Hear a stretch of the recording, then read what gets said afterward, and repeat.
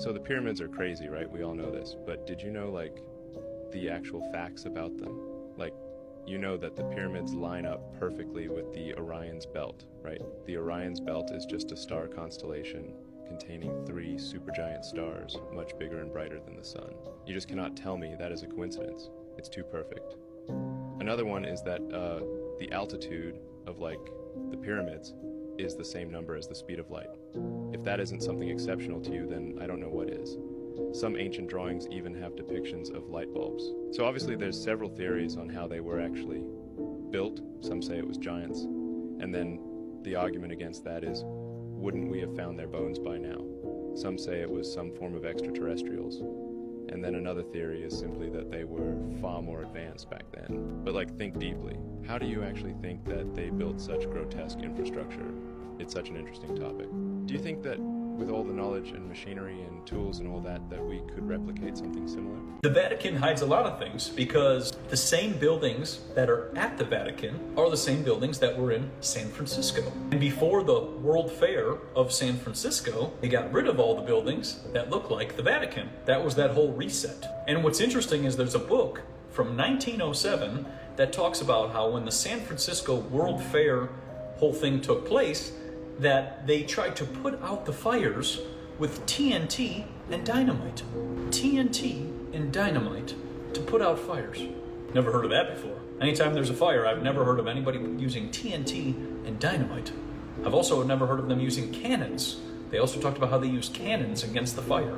So the same buildings that are in San Francisco are the same buildings that are in the Vatican. They're just going to try to point your eyes at the Vatican and say that they own that land, when in reality, those buildings and that type of style of architecture was all over the world. They just capitalized on it. And what's funny is the fires only burnt the tops of the buildings and certain parts of the building, but other parts of the building were completely untouched.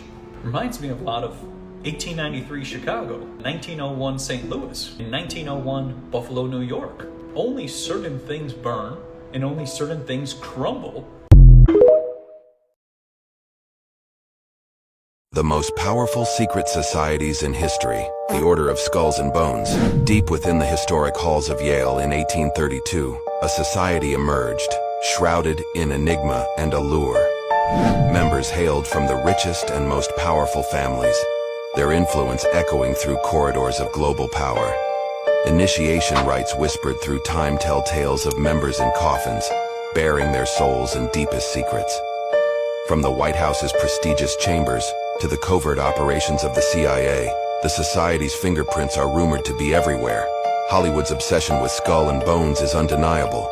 But where does fiction end and reality begin? Conspiracies, power, and a legacy that spans centuries. This is the enigmatic world of the skull and bones. Join us as we unravel the mysteries of history's most secretive societies. Double tap for part 2. The Mayans never disappeared. It's true. The Mayans are one of the most mysterious civilizations in history. Their remarkable and sophisticated architecture is built with machine-like accuracy in a time where spears and arrows were used to hunt such as towering pyramids, sprawling cities, and temples. They also developed one of the most complex writing systems in any ancient civilization. So, where did they go? There's a theory that Mayans had connections with gods that transported them to another planet. There are countless pieces of evidence of Mayan contact with the Anunnaki gods. It's possible that they even received extraterrestrial assistance to help build the large temples and pyramids. So what do you think? If we really live here, then what would be the motive in lying to us and telling us we live here? Well, first of all, money. And lots of it. Space and space exploration makes trillions of dollars. NASA makes $69 million a day off your tax dollars. That's more than all the McDonald's in the world makes a day, because they only make 63 million. Now that's just the materialist's motive. I think it goes deeper and more spiritual than that. Because we are talking about the Hebrewic, the ancient depictions of Earth, the biblical depictions of Earth. Because modern science would say that the Big Bang created the universe. But think about that. Universe. One verse, one string of words? You see, the Bible says, in the beginning, God created the heavens and the earth. He spoke it into existence with just one string of words. And he created a vaulted dome, also known as the firmament. And the new version of earth doesn't have a firmament. Now, we all know about this guy, Satan, right? He used to be an angel named Lucifer. The whole reason he got cast down from heaven was because he was jealous of God and wanted to be God. And not being able to create a world of his own, he had to pervert what was already created and make his own version, even calling it the universe.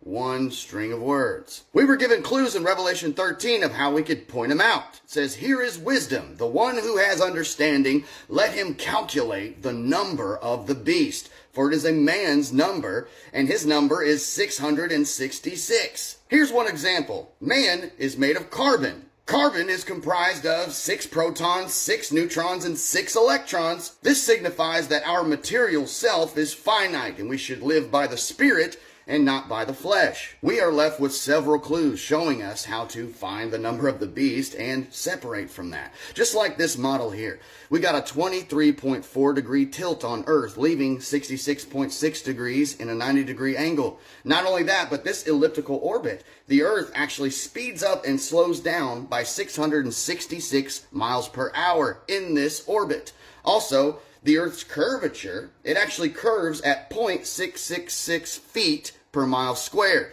And that's just the tip of the iceberg. With Satan's perversion, he wants you to open the Bible, begin to read, and see that there's so many contradictions within the first paragraph or two that you just shut it and say, well, this doesn't line up with science. Knowledge truly is power, and if you live in this perverted version, then your mind has become captive. And we have so many people with Stockholm Syndrome who defend that model and allow themselves to stay in the prison of their mind and spirit. As we are trying to make people aware of the biblical depiction of Earth, I'm noticing that this version tries to lie about this one to try to poison the well or create a straw man of this model. You will see them insist that we live on this little flat disk going around the sun with all the other planets, or that we're just a disk floating in space and the sun and the moon just go around it like this. So how come if this is the truth, it can't just fight fair and allow this to be what it is?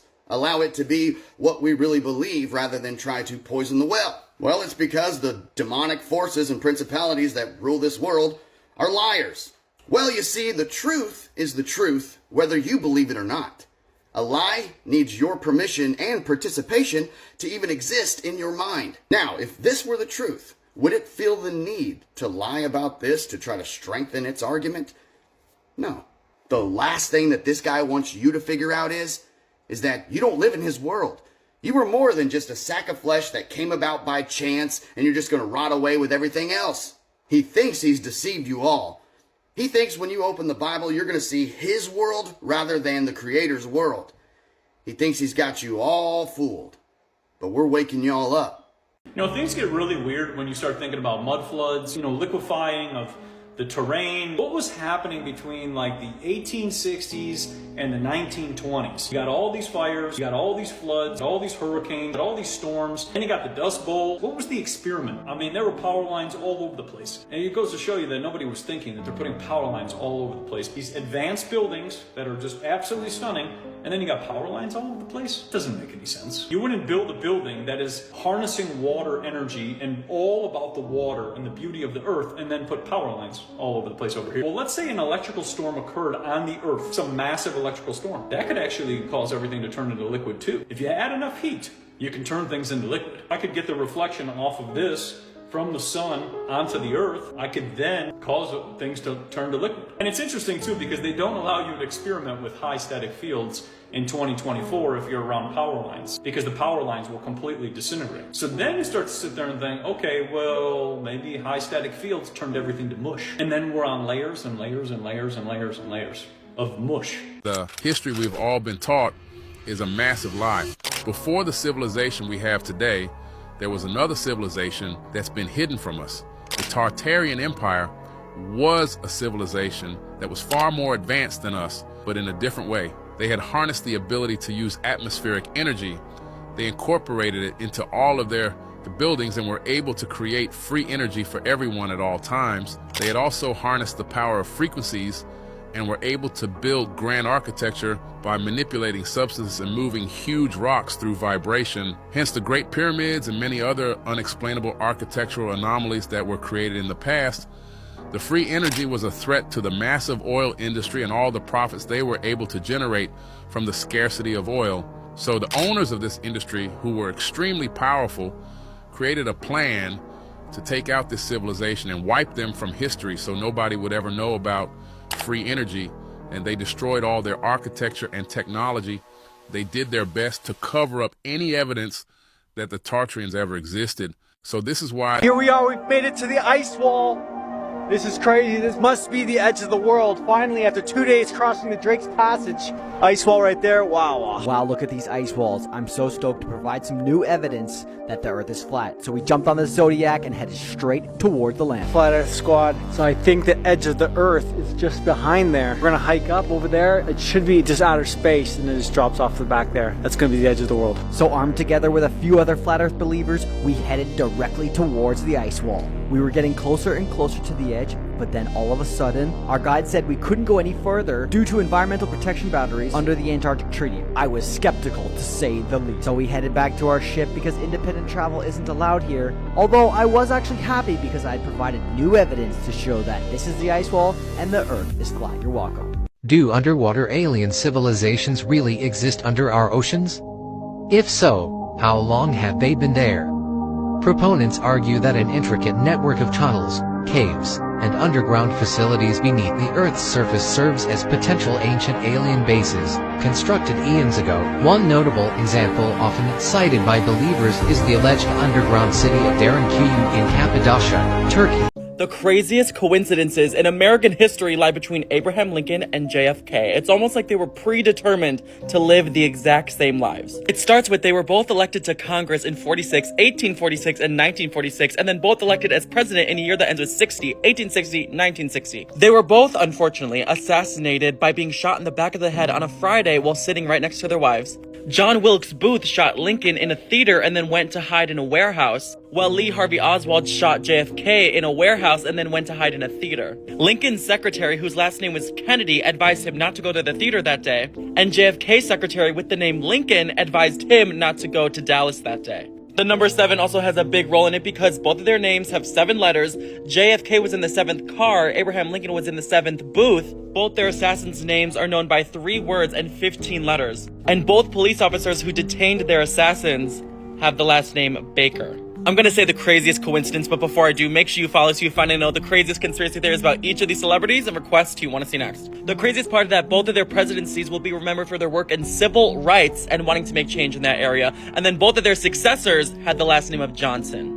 I have a theory that the Mandela effect is used to see how much of history can be altered in front of our eyes. Here's a prime example of one of that. There's this woman on TikTok who was going crazy because she swore the Fruit of the Loom had a cornucopia logo. And to the point that even Fruit of the Loom themselves put a timeline of all their logos and it never had a cornucopia. And this woman went hard. Her therapist told her, yo, you need to chill out. You need to just drop this. So she went through all of her old clothing and lo and behold, she found a shirt with the Fruit of the Loom with the cornucopia logo on it. That shows me, like, yo, I think the Mandela effect is an operation that's running around right now to see how much of history can be altered right in front of our eyes without us noticing. And then they gaslight the public and be like, nope, this never happened. Damn, I didn't think about it like that. Yeah, bro, people are thinking about it very little. Like, oh, it's the Berenstain Bears or the Berenstein Bears or Jiffy or Jif's peanut butter. No, it's much larger than that, guys. They're using this to see, oh, if we can get people to forget certain primary things about their childhood, what can we do with history? History that we have been force-fed since day one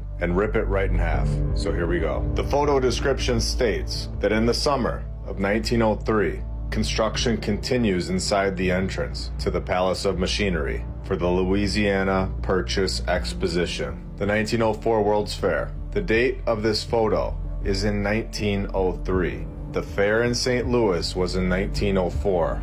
So this would all make perfect sense, except there's a massive flaw. A flaw so big that it's undeniable proof that this building was constructed 100 years before the 1903 date that we are told, and proof that there was a mud flood that ripped through this building at some point after 1803.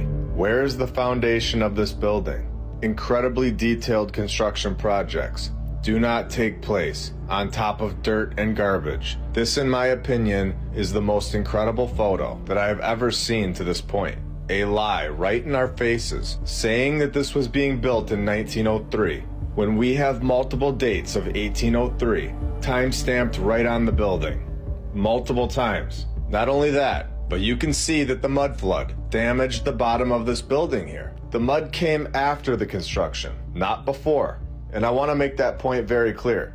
This is a cleanup project, 100%. After this World's Fair, they knocked these buildings down, not because they were pathetic, but because they held dates that do not fit in our mainstream timeline and architecture that we cannot reproduce today. It's incredible. I've been talking to many people, engineers, construction workers, architects, and more about this photo. They are telling me that this is undeniable proof, and at this point, there isn't an excuse in the book that could save the mainstream history. It's time for everyone to wake up to the nonsense that we have all been force-fed to believe.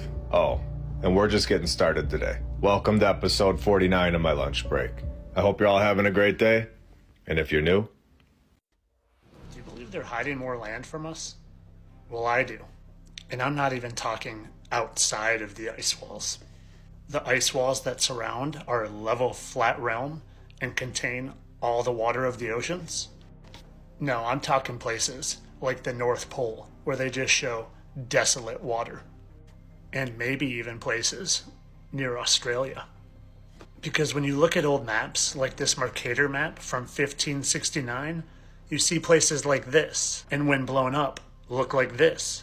And this North Pole, where they show that desolate water, is no longer on the maps. Now, did this disappear, or are they just hiding what our compasses are drawn to in the center of our flat realm? Because not only do they have treaties like the North Pole Treaty that prevents any independent travel to this area, but they also spent millions of dollars and thousands of hours of manpower creating what they call the dew line that is supposedly supposed to detect if anyone is coming across to the United States. But in my opinion, it's to detect if anyone's going towards that center. Above the Arctic Circle comes the first film report of a 3,000-mile radar warning network across the top of the world. The distant early warning line, the dew line. In camps like this, from Baffin Bay across the continent to the Bering Sea, 5,000 men are working. With steam-assisted pile drivers, they are forging an electronic chain to give North America 6 hours of warning of enemy attack. And that creation of that dew line just coincidentally happened to come a few years after Admiral Richard Byrd took a flight to the North Pole and didn't report seeing ice and snow, but land areas consisting of mountains, forest, green vegetation, lakes and rivers, and even an animal resembling a mammoth. So not only do I think they're hiding things in the north, but I think they're hiding things in the south. Because Lord knows, these controllers of the world, they like to put things in plain sight in movies. And when you look at current maps or globes, and they look like this, but they show us this. And when you look at the logo for the United Nations that just happens to be a flat earth map in Australia, looks a bit longer than in the normal maps. And when you look at the Hammond map that just happens to be the map that all the pilots use and happens to be an exact match for the flat earth map, and again, Australia looks longer than they show us, you have to ask yourself, would they hide land from us? Would they hide it so we don't know the exact nature of this realm we live in? Would they hide it so they can have their own private islands, not governed by any officials? I know what I think, but I want to know what you think. Let me know in the comments. And as always, this video was only opinion. I wasn't serious. It's satire and just entertainment. And if you want to show off your critical thinking skills with some apparel, check out fittestflatearther.com. Peace!